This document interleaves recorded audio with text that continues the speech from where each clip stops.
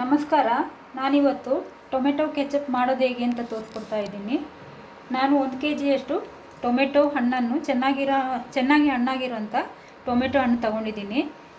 ಇದನ್ನು ಚೆನ್ನಾಗಿ ಚಿಕ್ಕ ಚಿಕ್ಕದಾಗಿ ಕಟ್ ಮಾಡ್ಕೊಳ್ಳೋಣ. ಈ ರೀತಿಯಾಗಿ ಕಟ್ ಮಾಡ್ಕೊಂಡಿದ್ದೀನಿ. ಸ್ಟವ್ ಆನ್ ಮಾಡಿ ಕಡಾಯಿ ಇಟ್ಟು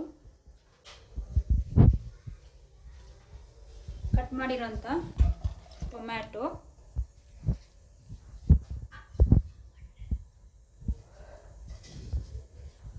ಕಲರ್ಗೆ ಬೀಟ್ರೂಟ್, ಸ್ವಲ್ಪ ಪೆಪ್ಪರ್, ಚಕ್ಕೆ, ಲವಂಗ, ಒಣಮೆಣಸು ಮತ್ತು ಒಂದು ಸ್ವಲ್ಪ ಈರುಳ್ಳಿ. ಬೇಕಿದ್ದರೆ ಶುಂಠಿ ಮತ್ತು ಬೆಳ್ಳುಳ್ಳಿಯನ್ನು ಹಾಕೋಬೋದು. ಸ್ವಲ್ಪ ಉಪ್ಪು ಹಾಕೊಳ್ಳೋಣ, ಬೇಗ ಬೇಯುತ್ತೆ.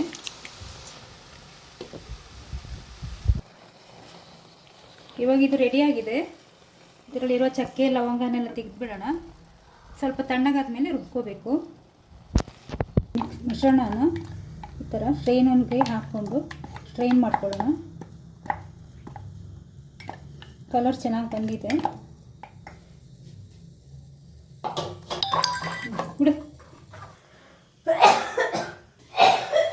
ಇವಾಗ ಇದು ಫಿಲ್ಟರ್ ಮಾಡಿ ಒಂಚೂರು ಕುದಿಸಬೇಕು. ಇವಾಗ ಇದಕ್ಕೆ ಶುಗರ್ ಹಾಕ್ಕೊಳ್ಳೋಣ.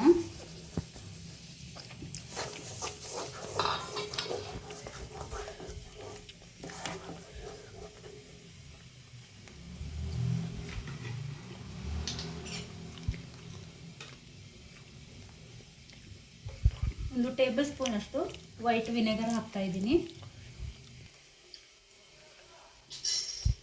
ನಿಕ್ಕಂಡ